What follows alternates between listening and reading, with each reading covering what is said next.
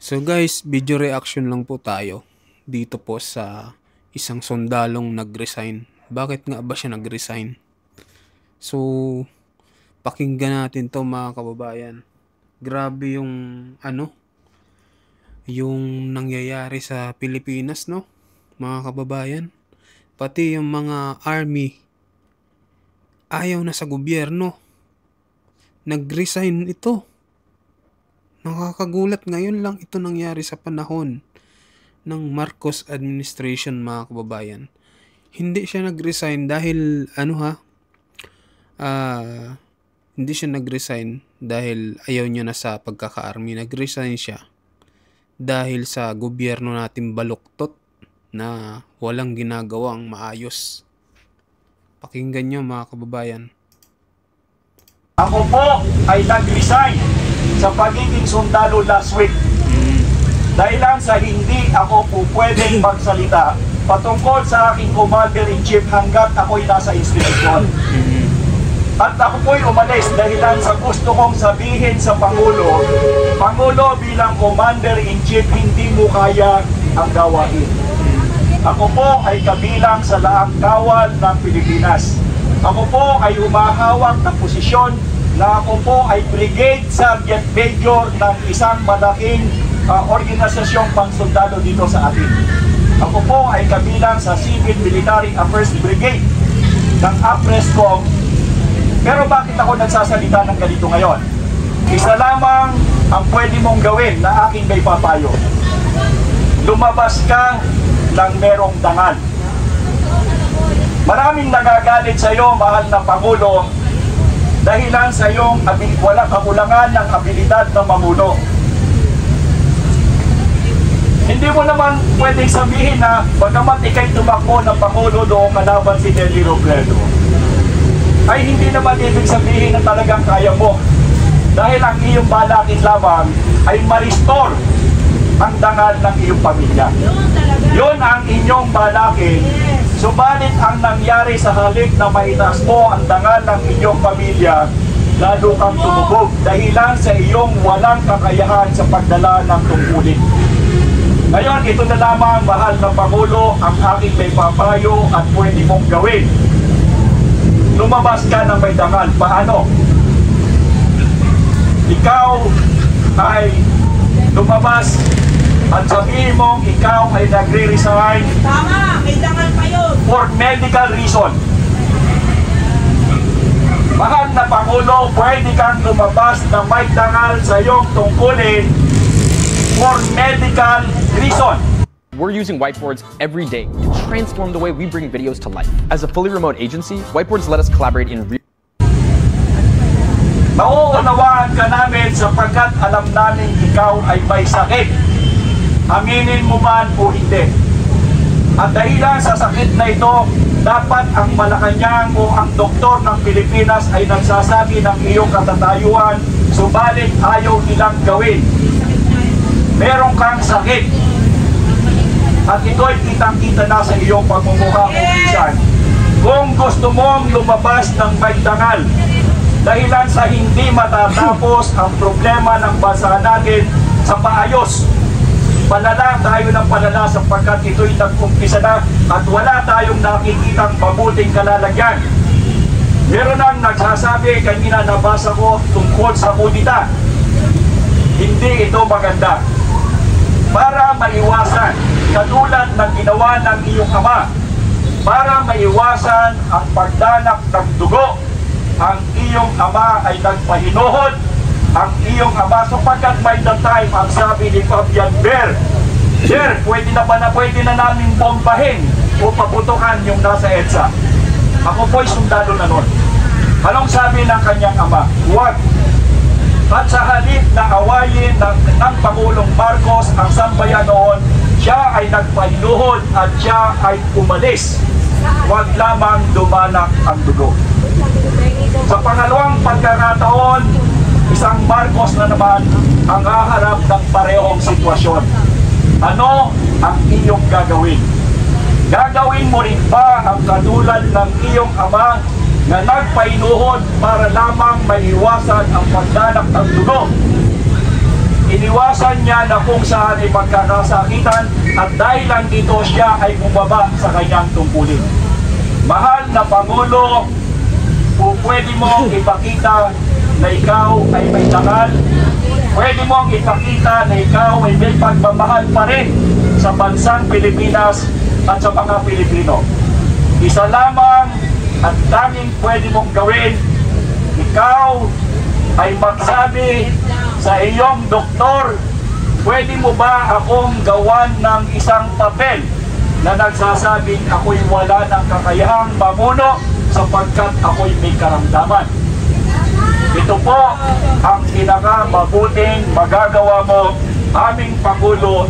Ikaw po ay pumasok sa tinatawag na graceful exit because you are sick. Huwag na po nating pahabain pa ang suliranin ng ating bansa sapagkat wala rin naman itong pupuntahan kundi sa pag-alis mo sa ayaw at sa gusto mo. Bago po dumating yon, mahal na Pangulo, bigyan mo ng dangal ang iyong sarili, ang iyong pamilya, ang iyong ama na magpapakita ka at sasabihin mo, mahal ko ang bansang Pilipinas, mahal ko ang mga Pilipino, at dahilan sa nangyayaring gulo, ayaw ko ito'y papatuloy hanggang sa magkasakitan. Ako ay bababa dahilan sa ako ay may karamdaman. Tatanggapin po namin yan, mahal na Pangulo, at kami po ay matutuwa sapagkat una mong tiningnan ang kapakanan ng bansa kaysa sa iyong sarili. Hello, magandang gabi po. Ako po ay nagtapos ng third class training sa Tanay, sa second infantry division ng 1986. At pagkatapos po ng graduation ko ng 1986, by 1987 ako po ay nasa Amerika.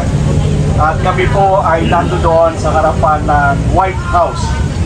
Ako po ay nandoon sa White House at kami po ay nagrarally.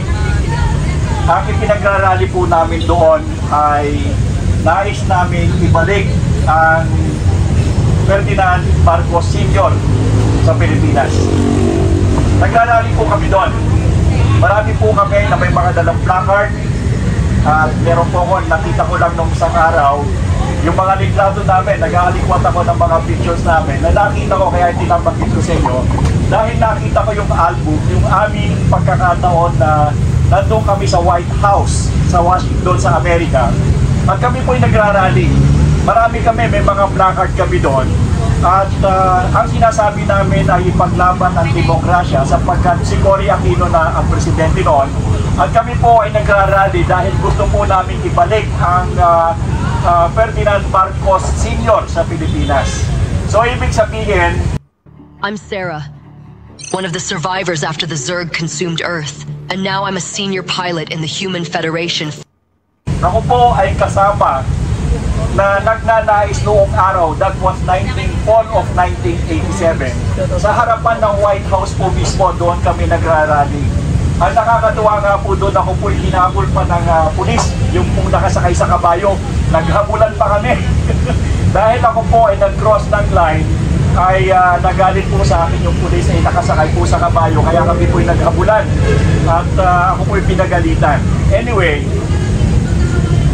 ninanais po namin na ibalik ang Pangulong Marcos noon dahilan sa siya ay natanggal noong EDSA Revolution noong 1986. So 1987, we were trying to show to them yung sa White House na mali yung pagkakatanggal sa Presidente Marcos Sr. at kinakailangan ibalik sa Pilipinas. Hindi ko po naman akalain na dadating ang panahon na yung kanyang anak ay magiging Pangulo. Wala po sa hinagap ng bawat isa sa atin na yung kanyang anak ay magiging Pangulo ng Pilipinas. Isang bagay lamang po ang ating mapapansin sa Pangulong ito na anak ng sabihin natin na hindi nagustuhan yung senior dahil sa siya'y matikas, matapang, at sabihin natin na mataas ang paninindigan pagdating sa pagdedesisyon. Subalit nung ang kanyang anak naman ang naging presidente ng Pilipinas, ito po ay kabaliktaran. Baliktad po talaga, opposite. Opposite po, talagang baliktad. Kung meron pong liwanag ay merong dilim. Ganun po yung kanilang, ganun po ang kanilang description. Now, ganito po ang aking iniisip. Marami ang nagagalit sa kanya dahilan sa hindi niya kayang dalhin ang bansa sa tamang landas ng pamumuno.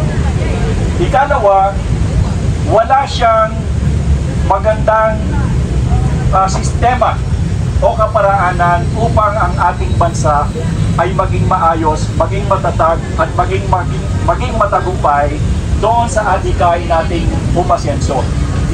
Ang tanong ay ganito, ito ba ay kanyang kasalanan? Ito po ay palaging naglalaro sa ating isipan. Kasalanan ba ni Ferdinand Bongbong Marcos kung ano siya ngayon? Ang sagot ko po ay hindi. Bakit? Si Bongbong Marcos, sabi ng iba, ay lumabas na mahina or weak president. Sa katunayan, totoo po yung weak president. Pero ang katanungan, bakit siya weak? Under desire ni Martin Duarte. Tatandaan ko ninyo na si Bongbong Marcos ay nepo-baby. Tama, ito yan. Si Bongbong Marcos ay lumaki sa Malacanang. Hindi niya naranasan ang lahat ng mga bagay na naranasan natin. Hindi niya naranasan yan. Hindi niya naranasan siguro maglaro ng piko. Hindi niya naranasan ang maglaro ng tumbang preso. Hindi niya naranasan ang magsyato. Hindi man lamang niya siguro naranasan na magbuhat ng isang timbang tubig. Hindi niya naranasan. May kasalanan ba siya sa pagiging mahina dahil siya ay ipinanganak sa isang kondisyon na kung saan ay hindi na niya kinakailangan pang pumilos at maghirap? Hindi mo po pwedeng piliin ang iyong tatay. Hindi mo po pwedeng piliin kung sino ang iyong nanay. Hindi mo po pwedeng piliin kung saan pamilya ka ipapanganak. At hindi kasalanan ni Bongbong Marcos na siya ay Marcos. Hindi niya kasalanan yun eh. Hindi rin niya kasalanan na siya ay lumaking malakya. Dahil doon siya lumaki, anong gagawin natin? Hindi rin naman natin kasalanan na lumaki tayo o tayo pinang sa pamilyang mahirap. Wala tayong magagawa. So, ibig sabihin, kung ano man ang dinadanas ni Bongbong Marcos, hindi niya kasalanan na siya ay pinanganak ng Marcos. Hindi niya kasalanan yun. Isa lamang ang kanyang kasalanan, na siya ay napapunta sa isang sistema na hindi niya kayang pangatawanan. Itong sistemang ito na kanyang napasok ay hindi maliit. Ilang milyong Pilipino ang nasa kanyang kamay. Ang pinakamasakit dito, hindi niya kayang dalhin. Hindi niya kaya. Napansin niyo naman na kung saan sinabi niya na 550 na flood control project ang natapos. Pagkatapos ilang araw binaha, anong sabi niya? Nabangga ng barko.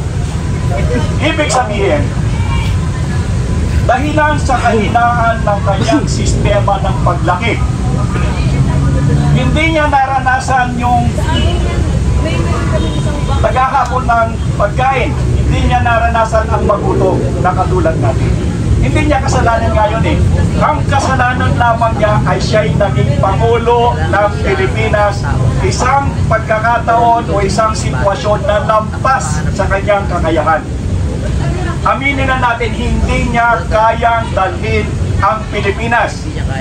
Bukod doon, siya pa rin ang tinatawag na Commander-in-Chief of the Armed Forces of the Philippines.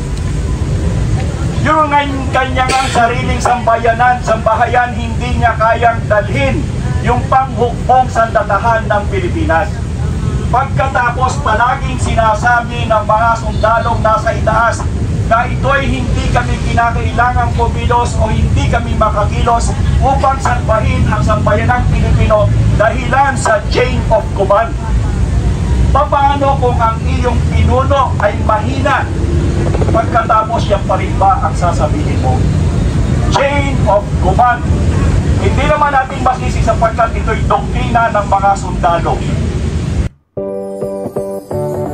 Yun, mga kababayan, ano masasabi nyo dito kay itong isang army? Di ko alam kung may may katungkulan siya or mataas ang rangko. Pero sabi niya nag-resign daw siya dahil hindi niya nararamdaman yung gobyerno natin. At hindi niya rin daw mabanatan yung kanyang commander-in-chief. Kaya ang ginawa niya, nag-resign daw siya para mabanatan niya din daw, mga kababayan. So yan, mag-comment kayo anong opinion nyo dito at mag-like kayo sa video ko. So maraming salamat po, mga kababayan.